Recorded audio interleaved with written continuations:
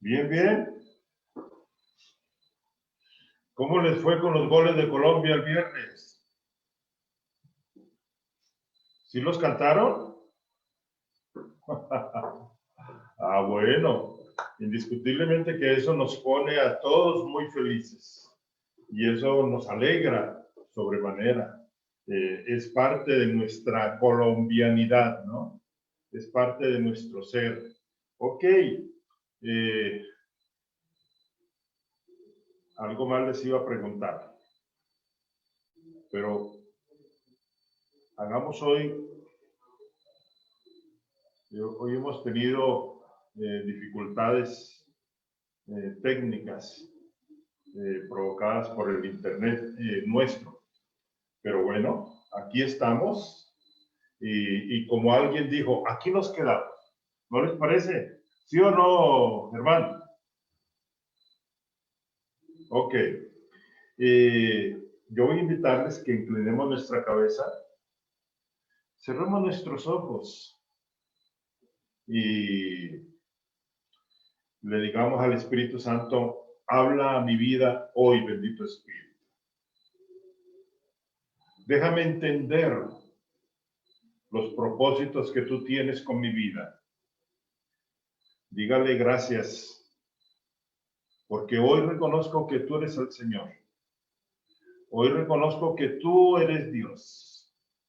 Hoy reconozco que no hay otro Dios como tú. Y dígale, yo reconozco que tú, Señor, me has salvado. Que tú, Señor, me has redimido. Y que ahora te pertenezco a ti, Señor. Bendito seas, bendito seas.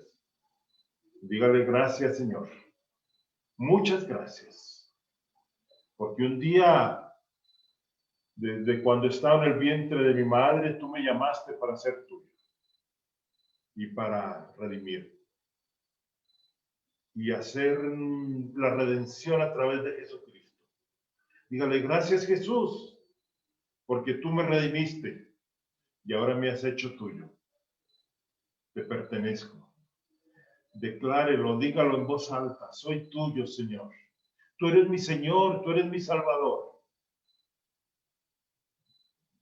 Y Señor, también quiero dar gracias por cada una de las personas que ha presentado sus diezmos y sus ofrendas a ti, Señor. Todo eso es tuyo, Señor. Y de lo tuyo que hemos recibido, te entregamos una parte, Señor. Y yo te pido, Señor, que tú des bendición a cada uno, Señor. Y, Señor, que al que no haya podido dar, tú le concedas el don de hacerlo. El que esté en duda, dale la libertad de hacerlo. Sí, Señor. Porque tú eres proveedor, Señor. Y tú abres las ventanas de los cielos para que sobreabunde. Y te pido que eso ocurra con cada uno de los que están aquí presentes. Abre las ventanas, Señor. Bendito sea, Señor. Te damos gracias. Te damos gracias, Señor. En el nombre de Cristo oramos. Amén. Amén. Ok. Y dígale también al Espíritu Santo, habla a mi vida en el día de hoy. Y déjame entender los propósitos para los cuales tú me salvaste. Hazme entender este concepto mismo de la adoración. ¿Y cuál es el propósito de mi vida? Bendito eres, Señor. Bendito eres. Te damos gracias, Señor. Amén. Amén. ¿Recuerdan que hace 8 días hablábamos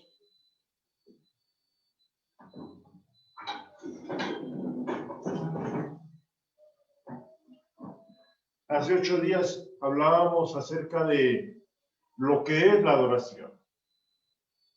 Y decíamos que la adoración consiste sentir en el corazón y expresar de un modo adecuado una sensación humilde pero encantadora.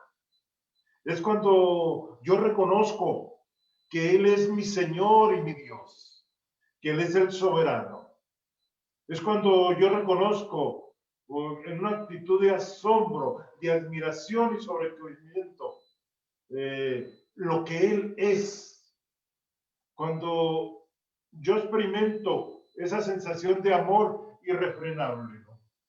En presencia de Él, en presencia del Padre Celestial.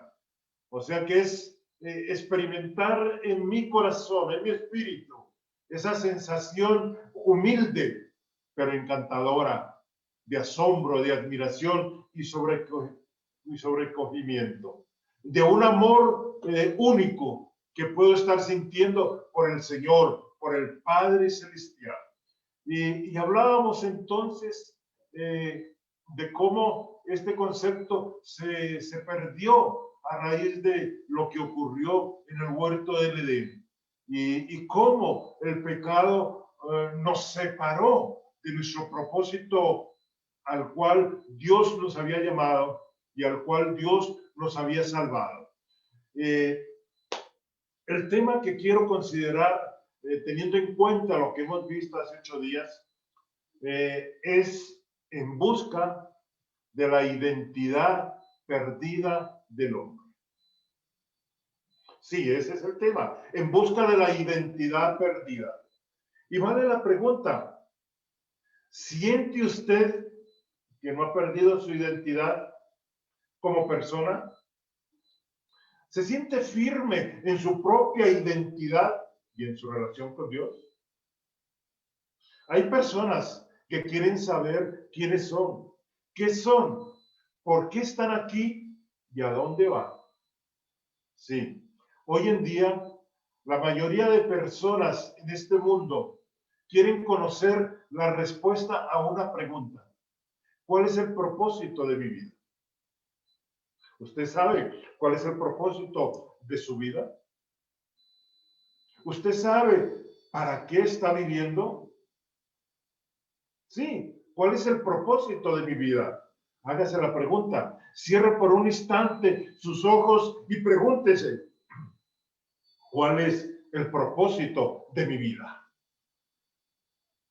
Lamentablemente, muchos, la gran mayoría, ha recibido una respuesta equivocada. Y una respuesta equivocada que los aparta aún más del conocimiento mismo de Dios. Sí, y muchas personas han intentado responder a esta pregunta y en consecuencia, en lugar de acercarlos, los han alejado. Hay respuestas, pero definitivamente no han dado con lo que es. Y sigue siendo respuestas vacías, respuestas fútiles. Esa identidad que toda persona está buscando, muchas veces la trata de encontrar o la trata de buscar en diferentes acciones, en diferentes campos de la vida. Y permítanme presentarles varias de estas opciones. Muchos buscan la identidad y se basan en el trabajo. Sí, la identidad basada en el trabajo. Algunos insisten en que nuestro propósito central en esta vida es trabajar.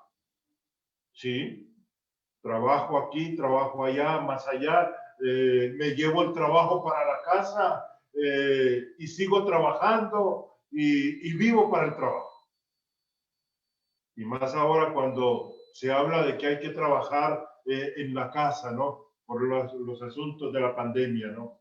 Y a veces hay, sí, tristemente de los jefes, un abuso, porque aún en horas de la noche se quiere que se siga trabajando, ¿no? Miren, no ha habido un tiempo como este, donde el trabajo se le ha dado mucha honra. Más que en cualquier otra época. No es que nos guste trabajar, pero si hablamos de lo honroso que es el trabajo, sí, hablamos de ello y está bien, ¿no?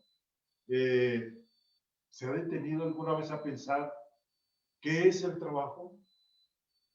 Y enunciemos una forma sencilla. El trabajo consiste en mover cosas y recolocarlas. Sí, Tenemos una cosa allí y trabajamos para situarla acá. Tenemos algo en un cubo y lo repartimos por una pared de la casa y lo llamamos pintar. Tenemos algo en la alacena, lo metemos en una cacerola y luego en la mesa para comerlo y a eso llamamos comer.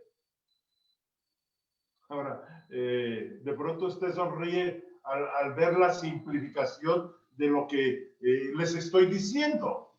Pero usted va a descubrir que esta definición del trabajo es buena y sólida. El trabajo consiste en tomar una cosa que está en un lugar y colocarla en otro. ¿No es acaso eso lo que hacemos? Sí. Miren, hijos de Dios, lo evidente del trabajo es el hecho de que tiene un foco a corto plazo. El trabajo nunca tiene un propósito a largo plazo.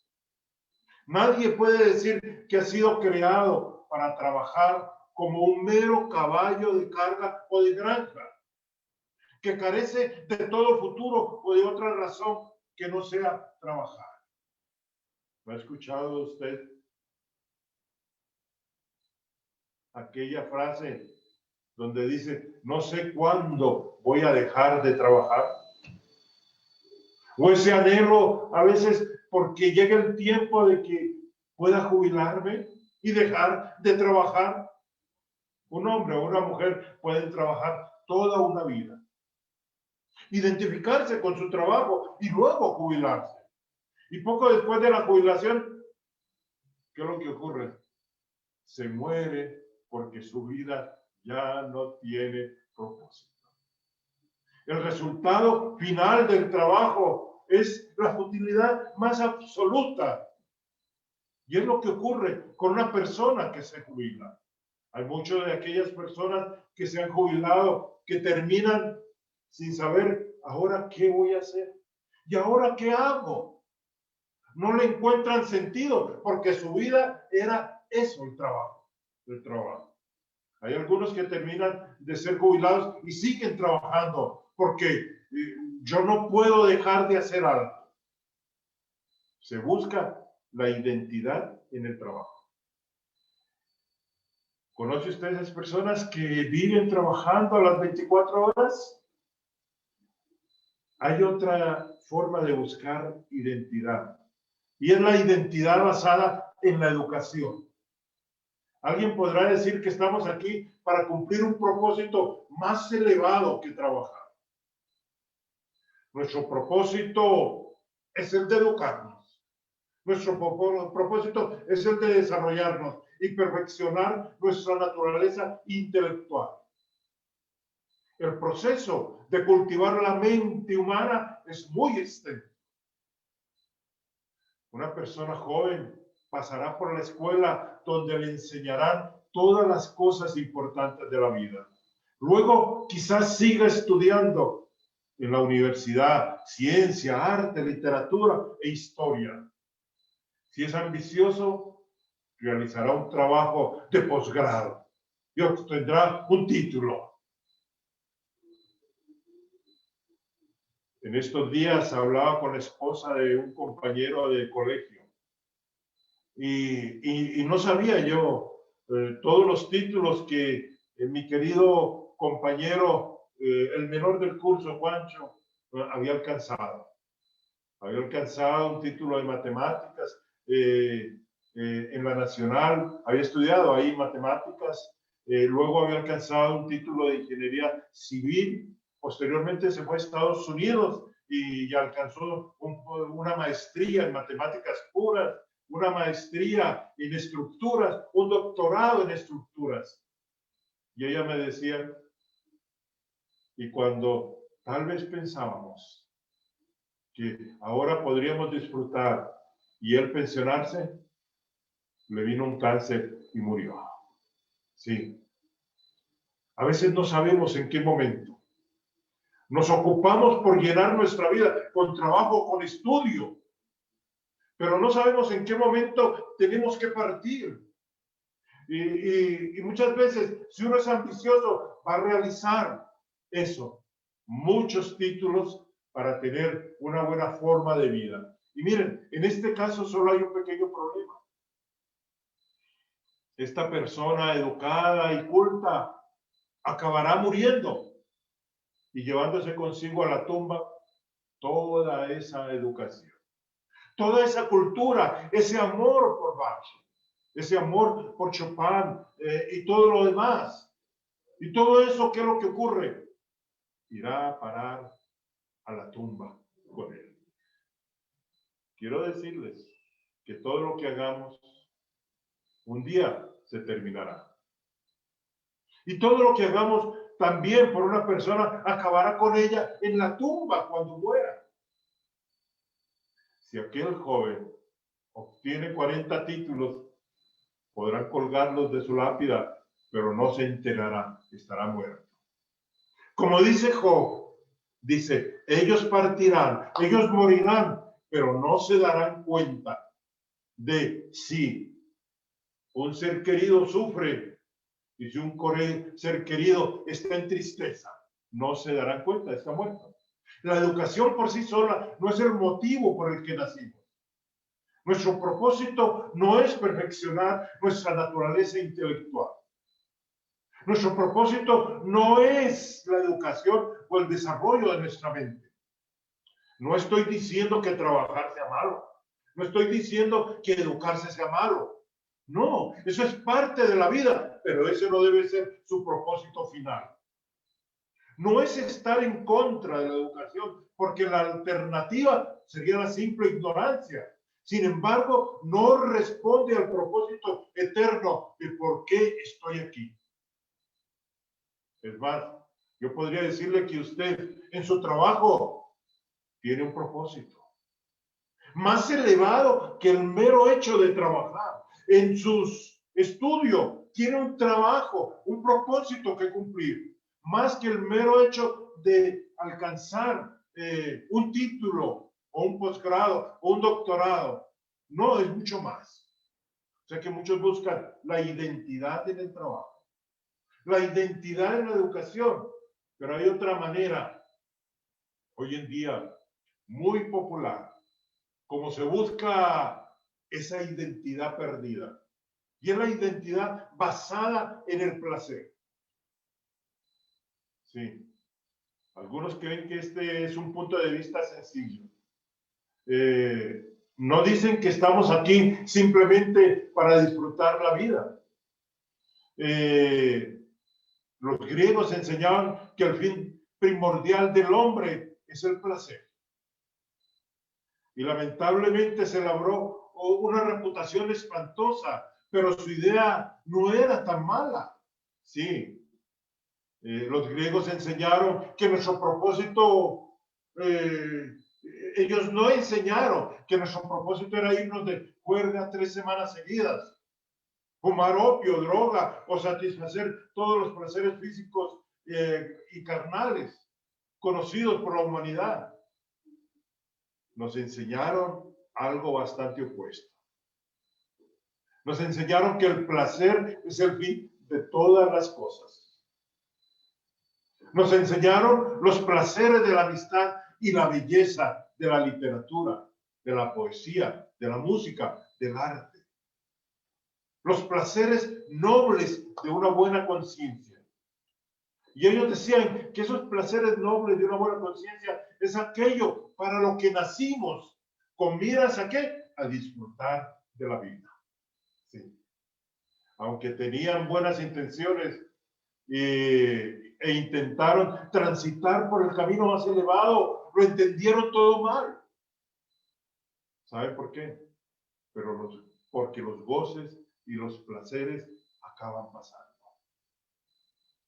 Un anciano que solía sentarse embelesado a escuchar la música de los grandes clásicos.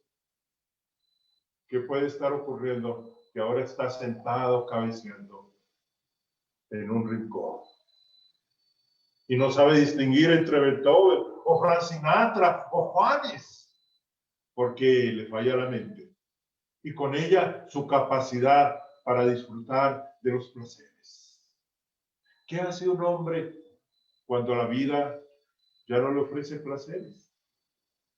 Algunos reaccionan ante este vacío con el suicidio. no le encuentran sentido a la vida. Yo recuerdo un muchacho muy joven que definió que tenía que terminar con su vida. Y la única nota que dejó fue: perdóneme, pero yo tengo derecho. ¿Tenía derecho a qué? A terminar con su vida porque no le encontraba propósito a la vida. Sí, un final trágico para una vida que encontró y que nunca encontró el verdadero propósito de la existencia. Bien, hemos dicho identidad, muchos que la buscan en el trabajo. Otros lo buscan en la educación, en la mente, en cultivarla. Otros lo buscan en el placer, y nada de eso está mal. El problema es que busquemos nuestra identidad en estas cosas. Pero hay algo más. Algunos buscan la identidad basada en las emociones. Los jóvenes y los llenos de energía entre nosotros tienen la idea de que lo único que importa es experimentar emociones. El destino último de la vida es vivir emociones, y entre más fuerte, mejor. ¿Recuerdan uno de aquellos que muchas veces nos mostraba por la televisión todo el propósito de su vida enfocada en vivir emociones lo más fuertes? A nuestro querido Pirri, ojalá él encontrara en el Señor lo que ha estado buscando a través de su vida.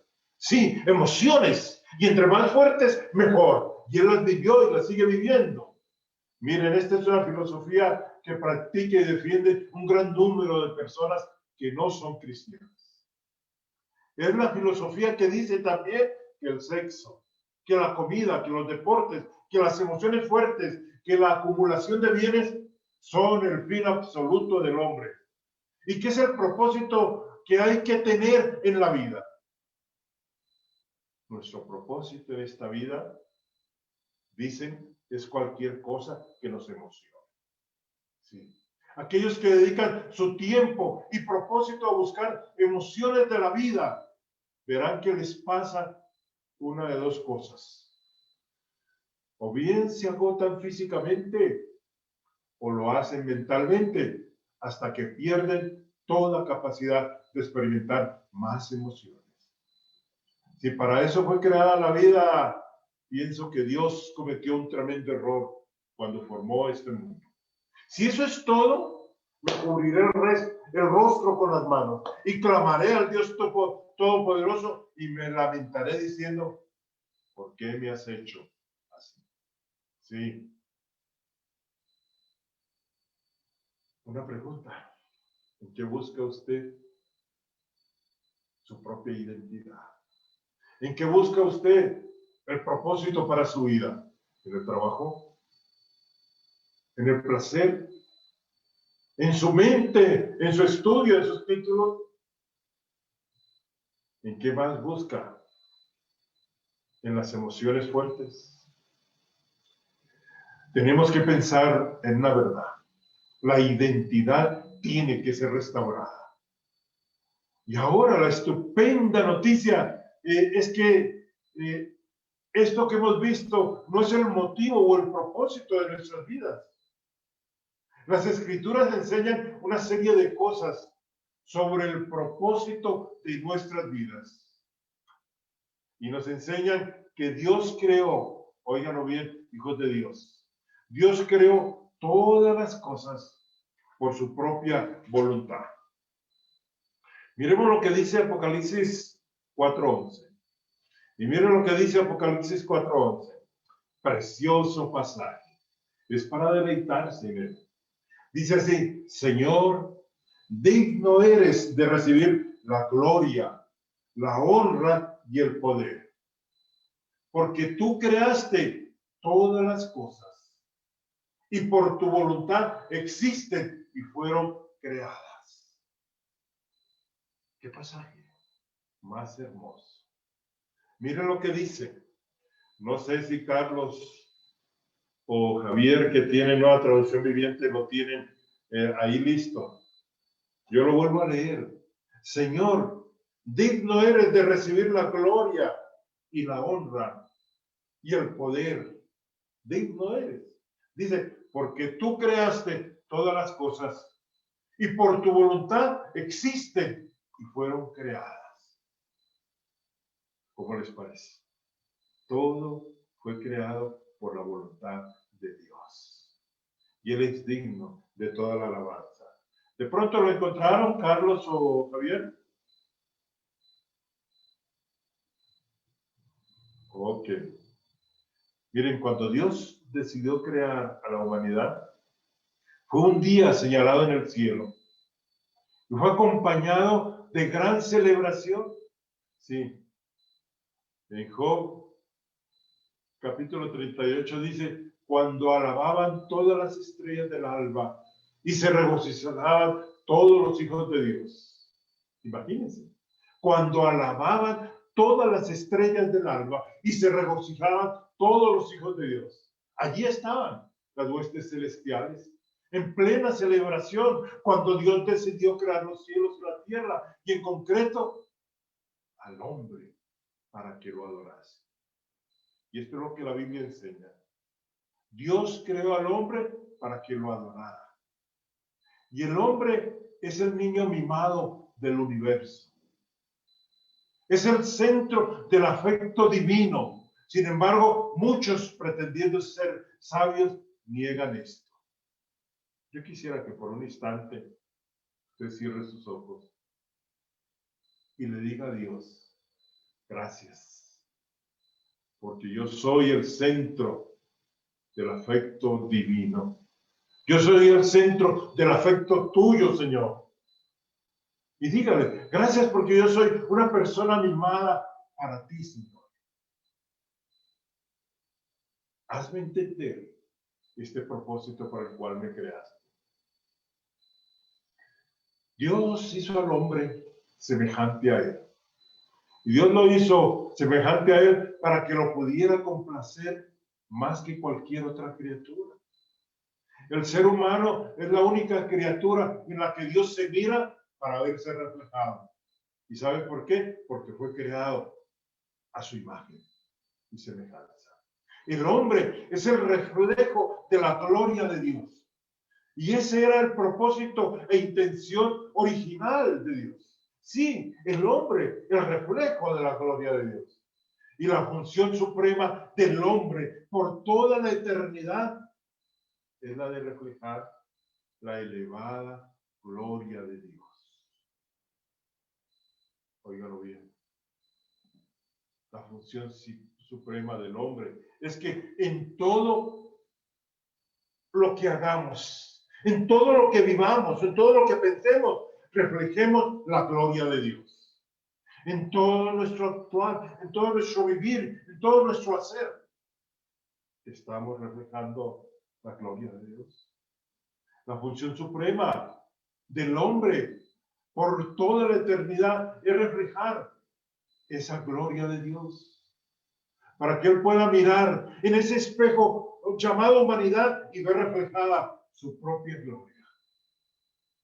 Por medio del hombre, Dios pudo reflejar su gloria a toda la creación.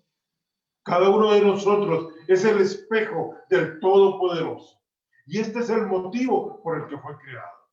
Este es su propósito. No ha sido creado el hombre para simplemente trabajar. No fue creado para desarrollar su cerebro. Tampoco estamos aquí para disfrutar todo lo que podamos, incluso de los placeres puros de la vida. Y nada de esto está mal. No estamos para experimentar las emociones fuertes que se nos ofrezcan. El hombre incumplió el propósito de su creación, que era adorar a su creador en la hermosura de la santidad. Sí, el hombre incumple ese propósito. Y el propósito mismo al ser creado, y es adorar al Creador en la hermosura de la santidad. Yo le hago una pregunta. ¿Usted le adora al Señor en lo que hace? ¿Y cómo lo hace? ¿Sí? Usted está adorándole a Él. En tanto usted ilustra su mente, en tanto usted disfruta de la vida, en tanto usted está en alguna emoción fuerte. Nada de eso está mal. El problema es que a veces eso se convierte en nuestro principal foco de vida, en nuestro punto de vista para disfrutar la vida. Pero no se aleje de lo que es lo máximo, adorarle a Él. Tal vez olvidamos y renunciamos a esa capacidad de adorarle por el pecado. Y podemos estar preocupados por encontrar otras cosas que llenen ese vacío. Es terrible ver a qué cosas acuden las personas cuando pierden a Dios. Si Dios no brilla en los ojos del hombre, llenan sus ojos de cualquier otra cosa. Ténganlo presente. Y así sucede. Y si no disfrutan adorando al gran Dios Todopoderoso que los creó, van a encontrar algún otro objeto al cual le dan adoración. Si quiere, olvídese de todo lo que le he dicho, pero tenga presente esto que le voy a decir. Siempre, siempre estaremos adorando a alguien o a algo. Repítalo. ¿Cómo se dijo? Sí, siempre, siempre estaremos adorando a alguien o a algo. Pero aquí viene la pregunta. ¿Usted a quién adora? ¿Usted a quién adora? Sí. ¿A quién adora? Si una persona no tiene a Dios, debe tener alguna otra cosa. Quizás sean los autos. Quizás sea el dinero al que han convertido en ídolos. Sí. Pueden ser ir a fiestas o simplemente pasarlo todo lo bien que se pueda. Han perdido a Dios y no saben qué hacer. De modo que buscan alguna actividad y por eso han inventado todos los placeres de la vida. Dios creó al hombre para que reflejara su gloria. Pero lamentablemente el hombre no lo hace. Las flores siguen siendo tan hermosas como Dios quiso que fueran. El sol luce con fuerza allá en lo alto, en el firmamento espacioso. Caen las sombras por la tarde y la luna retoma su hermosura y nos cuenta que la mano que lo creó, todo es divina. Y están reflejando la gloria de Dios. Las abejas siguen recolectando el néctar de flor en flor. Y las aves entonan 1000 canciones y los serafines siguen cantando Santo, Santo, Santo ante el trono de Dios. Sin embargo, el hombre, de entre todas las criaturas, continúa amargado en su cueva. El ser humano, hecho más como Dios que cualquier otra criatura, ha dejado de parecerse a Él más que a cualquier otro ser creado. Yo haría otra pregunta. ¿A quién se parece usted más? El hombre, formado para ser espejo que reflejase la deidad, ahora solo refleja su propio pecado. Es un hombre arisco, encerrado en su cueva, mientras las estrellas relatan calladas su historia. Y mientras las estrellas hacen eso, el hombre guarda silencio ante el universo. El desastre más tremendo que haya conocido el mundo fue que el alma humana más semejante a Dios que cualquier otra cosa y más acorde con la música divina que cualquier otra de las criaturas, vio cómo se apagaba la luz de su mente y el amor de su corazón. Y ahora camina a trompicones por un mundo oscuro en busca de una tumba. Desde el punto de vista de Dios, el hombre necesitaba la redención. Sí. ¿Cuál es el propósito de ese acto? ¿Saben cuál? La redención nos devuelve de nuevo a Dios. Miren lo que dice Colosenses, este pasaje tan especial, este pasaje tan hermoso. Colosenses, el capítulo 1, del verso 12 al 14, dice lo siguiente: con gozo, dando gracias al Padre que nos hizo aptos para participar de su gloria. Oiga, Él lo hizo a usted y me hizo a mí apto para participar de su gloria. Y dice, aptos para participar de la herencia de los santos en luz. ¿Sí? Dice, el cual nos ha librado de la potestad de las tinieblas.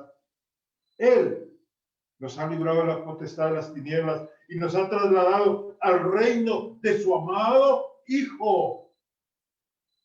Oiga, la redención nos devolvió de nuevo al reino de su Hijo. Sí, estábamos en el reino de las tinieblas, fuimos trasladados de la potestad de las tinieblas y fuimos trasladados al reino de su amado Hijo, en quien tenemos redención por su sangre, el perdón de pecados. Nos hemos olvidado que el hombre necesitó la redención y que el propósito de ese acto fue tomarnos del reino de las tinieblas y trasladarnos al reino de Jesús. Claro que muchos están viviendo con un pie en el reino de las tinieblas y con el otro quieren alcanzar el reino de la luz, el reino de Él. No le digo que se corte el pie que está en el reino de las tinieblas y quiere a veces seguir participando de las tinieblas. No. Recuerde que ese pie debe estar donde ya el Señor Jesús ganó para usted y colocó el propósito de que usted esté en el reino de la luz. Dios envió a su Hijo único, quien se encarnó en forma de hombre, quien cuando caminó por este mundo era la gloria de Dios reflejada. Por fin Dios tenía a su hombre, el cual siendo, oigan bien lo que dice Hebreos 1:3, qué pasaje más precioso. Hebreos 1:3 dice, el cual siendo el resplandor de su gloria y la imagen misma de su sustancia. Dice el cual, desde el 2 dice, en estos postreros días Dios nos ha hablado por el Hijo, a quien constituyó heredero de todo y por quien asimismo hizo el universo, el cual siendo el resplandor de su gloria y la imagen misma de su sustancia, y quien sustenta todas las cosas con la palabra de su poder, habiendo efectuado la purificación de nuestros pecados por medio de sí mismo, se sentó a la diestra. Y se sentó a la diestra de la majestad en las alturas. Sí, Jesús fue el resplandor de la gloria y la imagen misma de la sustancia. Cuando Dios contempló al Hijo de María, se vio reflejado en él. Por eso Jesús dijo, créenme, que yo soy en el Padre y el Padre en mí. De otra manera, créenme por las mismas obras. ¿Qué quería decir Jesús con estas palabras? Quien me ha visto a mí, ha visto al Padre.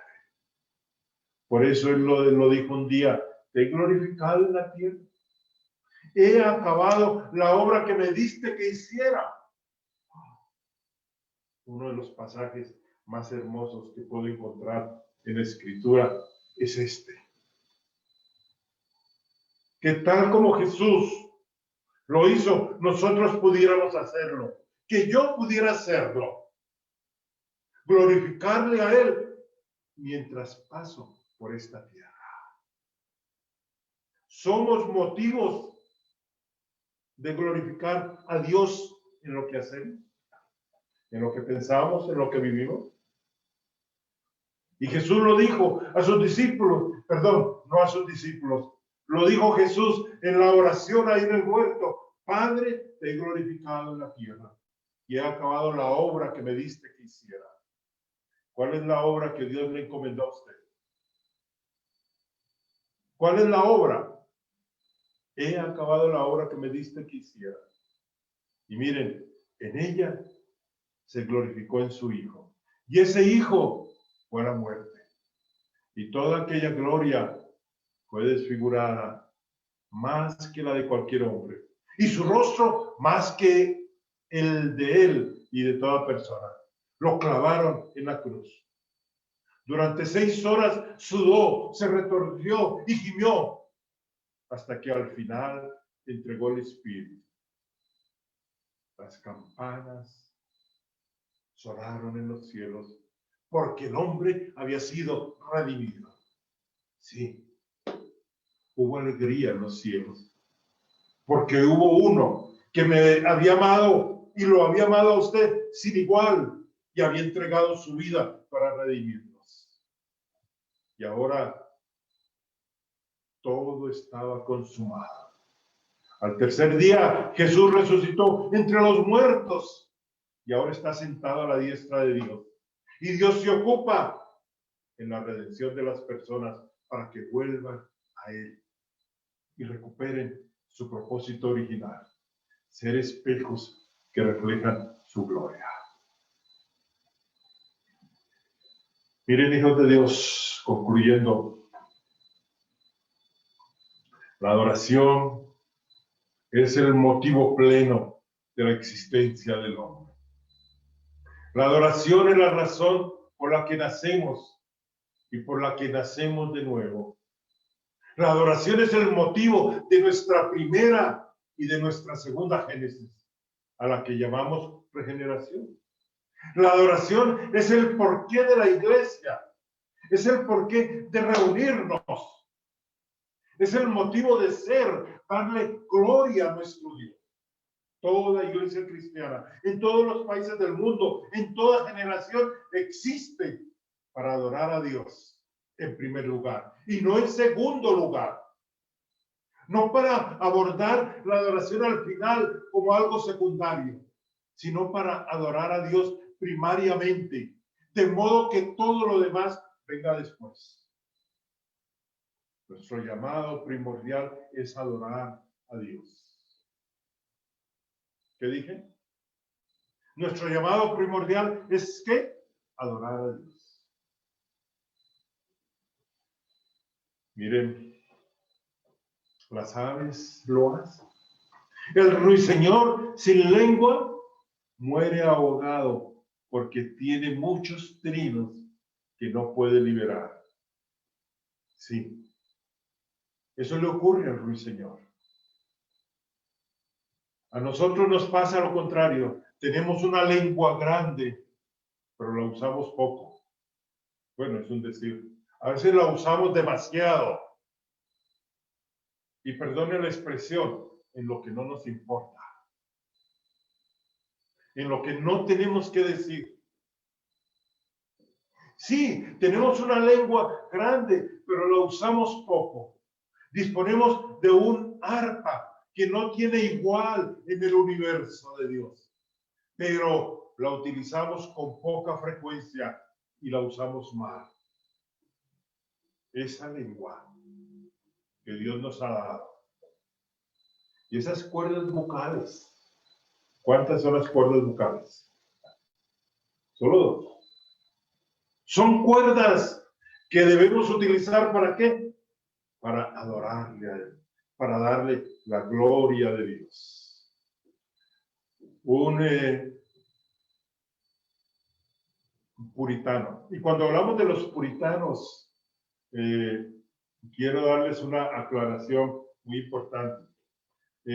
Cuando hablamos de los puritanos, porque varias veces lo hemos mencionado, son aquellos cristianos del año 1600, 1700, que en Inglaterra fueron muy cuidadosos, sobre todo en Inglaterra, también en Suiza y en algunas otras partes, pero sobre todo en Inglaterra, esos hermanos puritanos fueron los que quisieron guardar la pureza de la palabra. Y fueron muchos de ellos los que luego, cuando eran perseguidos, se embarcaron en el barco. Claro que se embarcaron en un barco, ¿no es cierto? ¿No les parece? Se embarcaron. ¿Y saben a dónde fueron? A Estados Unidos. Y fundaron Estados Unidos. Se dice que Estados Unidos fue fundado precisamente con un asadón y con una Biblia. Y cuando uno de estos puritanos agonizaba, alguien le preguntó: ¿sientes temor? ¿Estás muriendo? Dijo: no, siento alegría. Siento un gozo inefable porque me voy a encontrar con aquel que siempre he querido adorar en persona, aquel por el cual yo he adorado en mi vida. La muerte para él era secundaria, una mera cita en su agenda.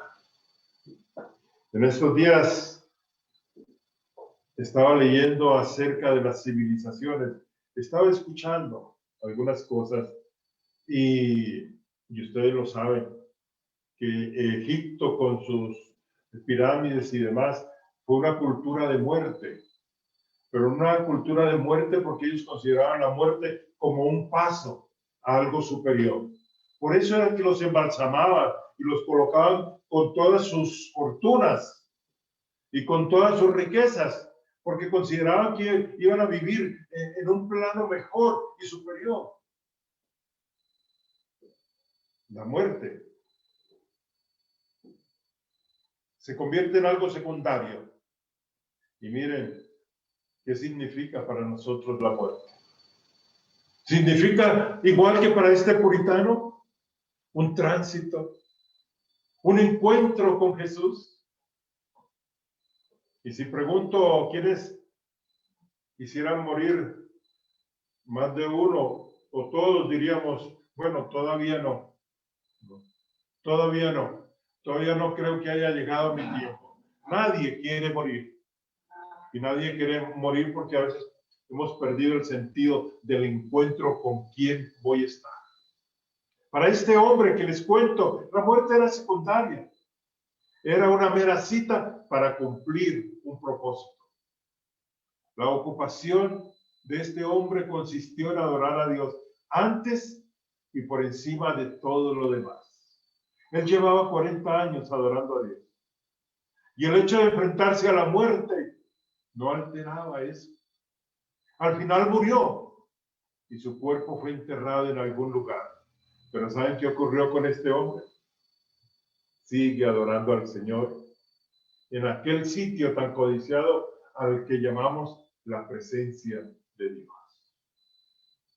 Un día vamos a ser llamados para estar en su presencia. Que no le vaya a ocurrir como le ocurrió a mi querida suegra, que cuando mi querida esposa le hablaba acerca del cielo, ella decía: sí, yo sé que voy a estar allá mejor, pero yo todavía no me quiero ir. Yo quiero el más acá antes que el más allá. Miren, cuando muramos es una cita que todos tendremos que cumplir y será la consumación de una verdad, de encontrarnos en la presencia de Dios. La pregunta es: ¿se está entrenando usted desde ahora en adorarle? para que no le cause mucha extrañeza cuando vaya a la presencia de Él. Usted seguirá adorando a Dios mucho después de que todo lo demás haya dejado de existir. Es una lástima si no aprende a adorarlo ahora, para evitar aprender apresuradamente para el último examen. Hijos de Dios, no sé cuándo nos tocará a nosotros rendir ese último examen, pero el día que le toque, hoy, mañana, la próxima semana, el próximo mes, el próximo año, recuerden que será un momento de la cita señalada para encontrarnos con Él. Será la consumación de esa adoración que día tras día debemos darle a Él. Por mi parte, yo quiero adorar a Dios en mi vida privada, tan plena y satisfactoriamente hasta el final. Que no tenga que estudiar en el último momento para ese examen. Lo que ocurre con muchos estudiantes, estudiar las carreras para aprobar la materia. No, yo quiero probarme y quiero seguirme probando. Miren, que nos invada esa paz. Sí. Y que podamos decirle, yo te adoro, Señor. Y quiero seguirte adorando. Y dígale, yo espero adorarte por toda la eternidad. Quiero decirle que en lo que usted hace, seguramente que lo hace muy bien. Y si coloca un mayor esfuerzo, lo hará mejor.